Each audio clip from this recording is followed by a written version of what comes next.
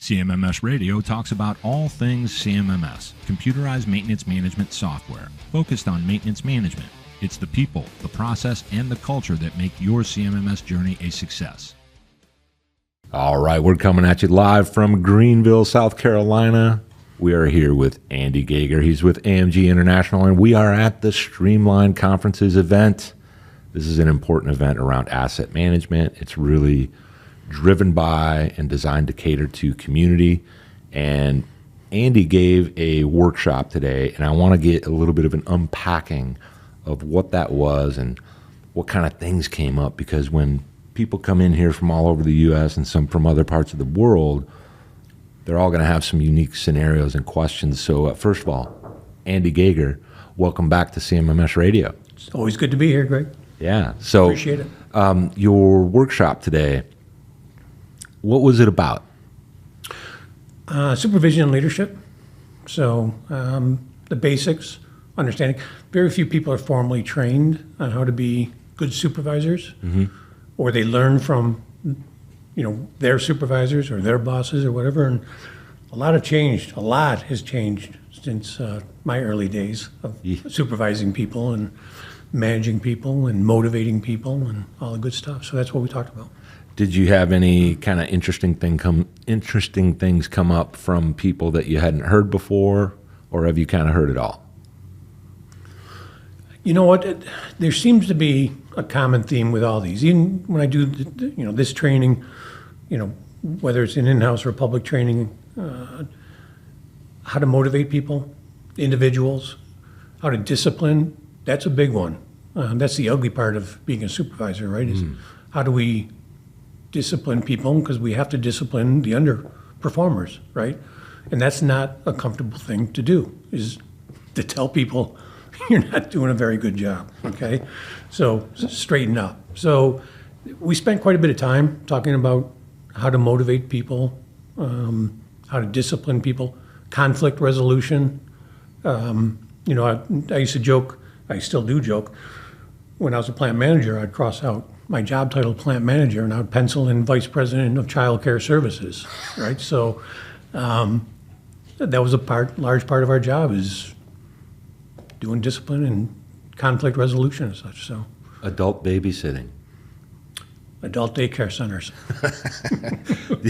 I wonder, so I think we can all find examples in our own lives where we've needed a little bit of adult babysitting onto ourselves, and I think more of those, some others, but yes. Yeah. I wonder what the general commonality is amongst these environments that makes it so much like herding cats or babysitting. I mean, is it ego? Is it lack of knowledge? Is it lack of buy-in to what the organization stands for? And on like that. Is there anything that's kind of common? Well, one of the things that we talk about, and I've talked about this for years, right? So I can break down, I should say, pretty much every organization in the world, 20, 40, 30, and 10. So what I mean by that is, if we have 20% of your staff are probably superstars, right? Then I got 40% of your staff that are rock solid. I call them the soldiers, right? They're dependable, they come in, they do a quality job, and life goes on. Then I got 30% of the group that might be new to the company or new to the position or whatever the case, but they're not a 40%er yet, or they're not a 20%er, but they have potential, right? Mm-hmm. There's a reason why we hired them in the first place, because they had potential. But then every group has a 10%er. Mm-hmm. And every group has a 10%er, right? And the interesting thing about the 10%ers is, in their mind, they're not the 20%er, they're the top 5%, because they're the superstars. They believe, and they truly do, I'm the only one that does any work around here. I don't know what the rest of these people do, right? I don't like my boss, he's a jerk. I should be the boss of the department, right? I should be a manager, right? So, a lot of that negativity and a lot of that discipline, and by the way, supervisors, we spend about 80% of our time dealing with those 10%ers. That's the discipline, right? So they're just a drag on and a lot of times, just to finish that one up, a lot of times those 10%ers are negative influencers. And they're sort of a cancer throughout our department or through the organization. So we have to deal with that group quite differently than we do with the 20, 40, or the 30%ers. Are they always obvious, or does it take some time to figure out who and where they are? They become, a leopard can't change their spots. Yeah, yeah. Right. So they might sneak under the radar a little bit, but it won't be for long. They'll come through. And then, do you think here's an interesting one. There's this, I forget what it's called, but there's this idea or concept around when a quote unquote manager, when management allows something to happen for a long enough period of time, it's no longer that particular actor's issue. It's now on the manager. And that happens a lot too, because they just don't want to deal with it. Right. We talked about that today, actually.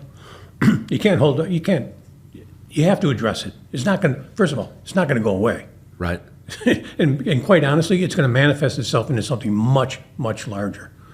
So it's really serious. Oh, yeah, absolutely. So you need to nip that bud immediately.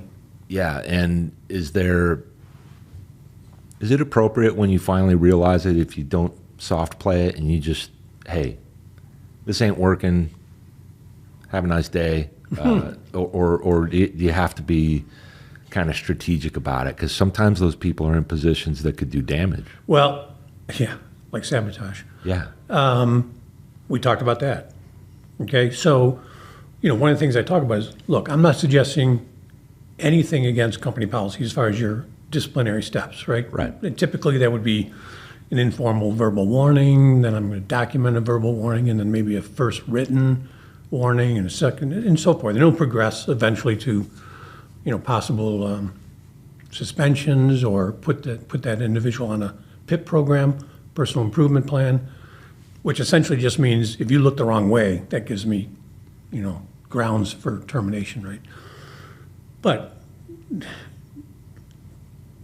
I've used this myself, okay, where you've had it. You've had it with this person. You've done everything, you've filed everything, you've documented everything. It's just not clicking with this person, right? So at that point, I would pull that person into my office, close the door, and say, Greg, you're not happy working for this company. We're not happy with your performance working for this company. So why don't you and I take the time and develop your exit strategy from this company? And so one of two things are going to happen. They're going to straighten up for 3 days, because they're going to, loud and clear, they understand where we stand, or they quit, which quite honestly, that's the best solution, is they just say, okay, get it, I'm out of here. And when the writing's on the wall and you read it and you hear it, I guess, can you read it and hear it? No, I don't document that. Yeah, it's just cleaner. It's a cleaner way for things to wrap up, and you're trying to say, hey, this isn't a fit, it's not going to work, and you've got to go, but it's your option. Well, like I said, you're obviously not happy working here, and we're not happy with your performance. That's pretty crystal clear. Yeah. Right? Yeah. So it's pretty effective. Yeah, yeah. So, well, I mean, I almost put these headphones down and walked out of here, man. Well, so I want to ask a couple of things now. I know you're new to this conference. It's phenomenal to have you here. Oh, thank you. It's really, I think it's important, not just because we know each other and we're friends and I have admiration for the things that you do, but I think people can learn so much from you. I've seen your workshops. I've heard feedback from people. How's it feeling so far? I know you just got here like yesterday, and well, let me first say it's an unbelievable pleasure to be here, and humbling, because this conference is loaded with the who's who in our industry, and it's incredible. I mean, they've pulled together an incredible group of talented, smart people that are here to share, their wisdoms with the group. So I'm just privileged to be here. Well, and I am not only glad you're here, but it's a privilege for the people that get to learn from you, not only in your workshop, but also have these side conversations, and a bunch of us that do know each other get to hang around later on and tell a bunch of, stories and Or war stories, yeah. yeah, have a little bit of fun. So, Andy Gager, thank you for being here with me at Streamline Conferences in Greenville, South Carolina, and once again on CMMS Radio. Thank you, brother. Oh, thank you, Greg. Did you find this episode helpful? Please send us some feedback, suggest a topic, or ask a question. Reach out to CMMS Radio if you need a co-pilot on your CMMS project. Visit CMMSradio.com and use the What's on Your Mind link. Thank you for tuning in to CMMS Radio, your resource for all things CMMS, from selection to implementation, to help you make better choices, learn from industry experts, and have a successful CMMS journey.